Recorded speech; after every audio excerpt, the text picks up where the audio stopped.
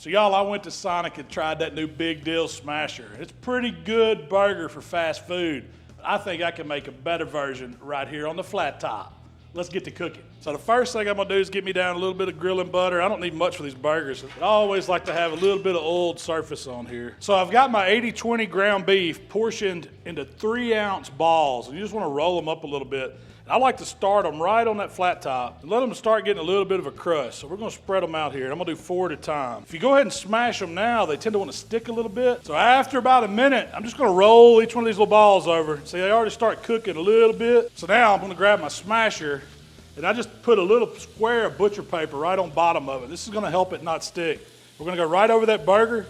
We're just gonna mash it down flat as we can. Put some weight on it, y'all. Don't be scared to smash it. It looks like a big old burger, but really, trust me, it's gonna cook down. That 80-20 got a lot of good fat in it. Now I'm using a little bit of my steak rub right on top. We just want these burgers to get nice and crispy. And you're actually gonna cook them a little bit longer than you think on this first side, because that's where we're gonna get that crust.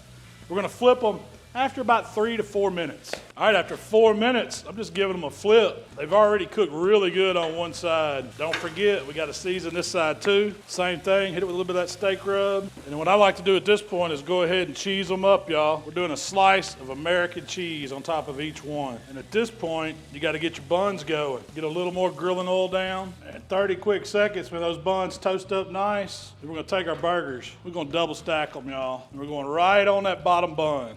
Now, we gotta top these dudes up and make them the Big Dill Smash. Now this is how Sonic finishes it up, and I like their style. First, we've got some crispy dill flavored fried cucumbers. I just call them pickle chips. You can find these at your grocery store, but you wanna put that crunchy layer right on top of the cheese. I'm a dill pickle fan, I love it. So this is one thing, this burger sticks with me, but you can't put enough pickles on a burger for me. We need some vegetables to make the doctors happy. Sonic goes with lettuce. I just got some green leaf lettuce. I'm sure they got iceberg. You could use whatever kind of lettuce you like. Sonic uses these Grillo's pickles. I found them at Kroger, so you can find them in your grocery store. Pretty good dill pickle. They're in the refrigerated section. So we're gonna even put more pickle flavor. So now to finish this burger off, you've gotta have that ranch sauce. So I made my version of kind of a Dilly Ranch Mayo.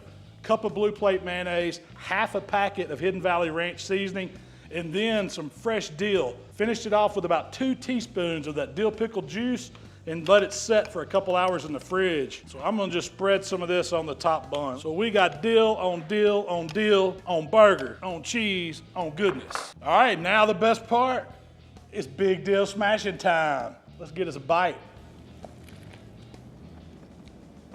It's got all the elements, y'all. My favorite, dill pickles, crunchy, regular, dill in the mayo. Now that is a Big Dill Smasher. Hey, thanks for hanging out with us here at HowToBBQRight. If y'all like what we're doing, subscribe to the channel. You know you can find us on all the social platforms. Michelle and I are gonna be talking about devouring these Big Dill Smashers on our weekly podcast. So y'all give that a listen too. We'll see you next time. Son, that's a good burger. Smashed it.